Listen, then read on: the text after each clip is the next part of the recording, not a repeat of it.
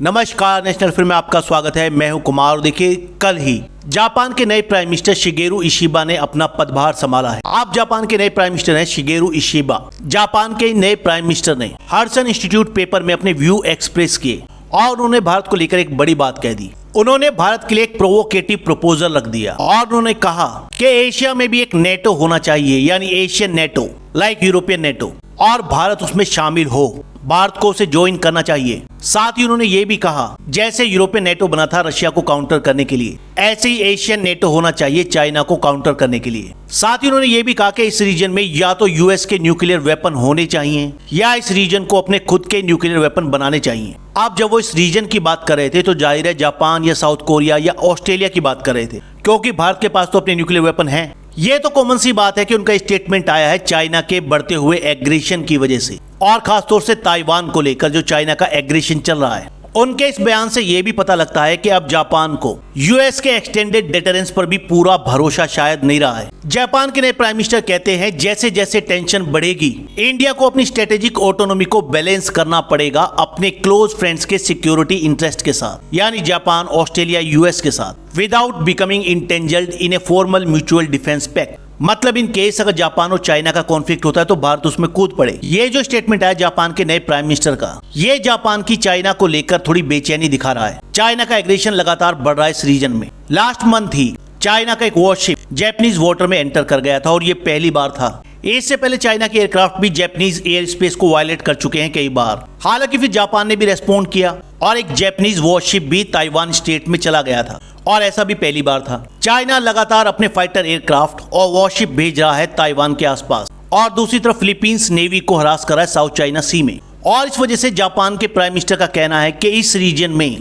कभी भी war start हो सकता है। जापान के नए प्राइम मिनिस्टर के इस प्रपोजल को लेकर भारत के external affair minister S Jaishankar साहब ने जवाब ऑलरेडी दे दिया है। उन्होंने कहा है कि India does not share Japanese PM Shigeru Ishiba's view of Asian NATO. इसका मतलब एशियन नेटो का जो सपना है वो जापान का है, भारत का ऐसा सोचना नहीं है। उन्होंने इस बात से साफ इंकार कर दिया कि India does not share Japanese prime minister Shigeru Ishiba's view of Quad या और कोई अलायंस। वो फाइनली एशियन नेटो में बदल जाएगा और ये ऐसा स्ट्रक्चर होगा जो चाइना को डेटर करने के लिए होगा। एस जयशंकर साहब ने कहा कि वो जापानीज हैं और उनकी कंट्री की यूनाइटेड स्टेट के साथ एक ट्रीटी रिलेशनशिप भी है, और ऐसी कंट्री जिसकी ये हिस्ट्री है और ये स्ट्रेटेजिक कल्चर है, उनके पास ऐसे शब्द होते हैं यूज करने के लिए। जयशंकर साहब ने कहा कि हम किसी भी कंट्री के ट्रीटी एलाय नहीं है, हम यूएस के साथ किसी ट्रीटी से नहीं बंधे हैं और ना ही हमारे दिमाग में कोई भी ऐसा स्ट्रेटेजिक आर्किटेक्चर है। हम समझ सकते हैं कि किस वजह से जापानीज प्राइम मिनिस्टर के दिमाग में विचार आ रहे हैं,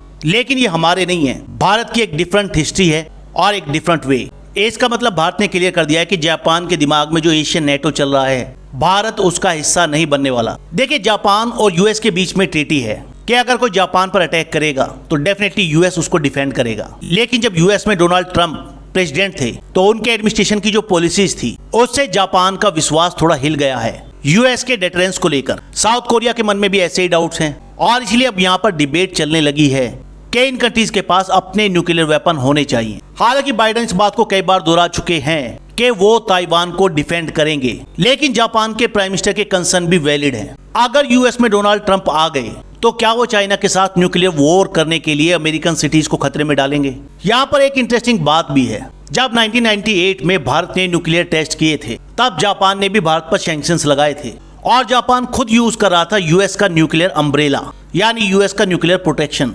और अब जापान ऐसे फ्यूचर की बात कर रहा है जहां उसे न्यूक्लियर वेपन की जरूरत पड़ेगी। जापान ऑलरेडी अपने पैसिफिस्ट कॉन्स्टिट्यूशन को रीइंटरप्रेट कर रहा है, अपनी डिफेंस स्पेंडिंग को बढ़ा रहा है, अपने हेलीकॉप्टर कैरियर्स को एयरक्राफ्ट कैरियर में बदल रहा है और साथ ही बना रहा अपनी मिलिट्री कैपेबिलिटीज। आप समझते हैं कि एशियन नेटो का केस एक्चुअली है क्या? देखिए, जापान के प्राइम मिनिस्टर को लगता है कि अगर एशिया में यूरोपियन नेटो की तरह एशियन नेटो ना होगा तो यहाँ भी वॉर हो सकता है। इसके लिए वो एग्जांपल देते हैं यूक्रेन का। यूक्रेन के केस में नेटो ने डायरेक्टली इंटरवीन करने से मना कर दिया, हालांकि वो यूक्रेन को सपोर्ट तो कर रहे हैं और इस पर नेटो का कहना था कि यूक्रेन नेटो का हिस्सा नहीं है। सिमिलर केस हो सकता है ताइवान के साथ। अगर एशिया में कोई एशियन नेटो जैसा स्ट्रक्चर ना हो तो अगर यहाँ पर एशियन नेटो होगा तो डेफिनेटली चाइना को भी इसका डर रहेगा। लेकिन यहाँ जापान के प्राइम मिनिस्टर एक क्रूशियल पॉइंट मिस कर जाते हैं। ताइवान शायद ही ऐसा कोई अलायंस ज्वाइन करे, क्योंकि अगर ताइवान ऐसा करता है तो वो कॉन्फ्लिक्ट और ज्यादा फैल जाएगा जिसको जापान और एलाइज रोकने की कोशिश कर रहे हैं। इशिबा ये भूल जाते हैं कि एशियन नाटो का कंसेप्ट इस इलाके में टेंशंस को और ज्यादा बढ़ा देगा। चाइना ऑलरेडी क्वाड यानी क्वाड्रिलेटरल सिक्योरिटी डायलॉग को, जिसके मेंबर है India, Japan, Australia and US, उससे क्वासी नाटो की तरह देखता है। और अगर इस रीजन में एक मिलिट्री अलायंस बनता है तो डेफिनेटली चाइना और ज्यादा एग्रेसिव एक्शंस ले सकता है। अगर बात करें इंडिया की, तो इंडिया के लिए कैलकुलस बिल्कुल डिफरेंट है। भारत का केस जापान या साउथ कोरिया जैसा नहीं है।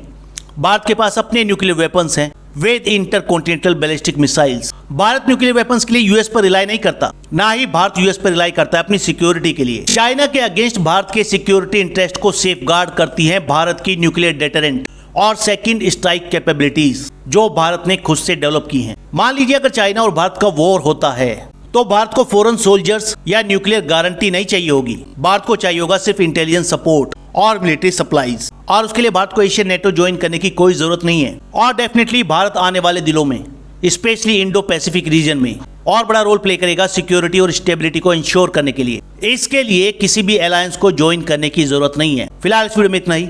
नेक्स्ट वीडियो में जल्द मिलेंगे। धन्यवाद।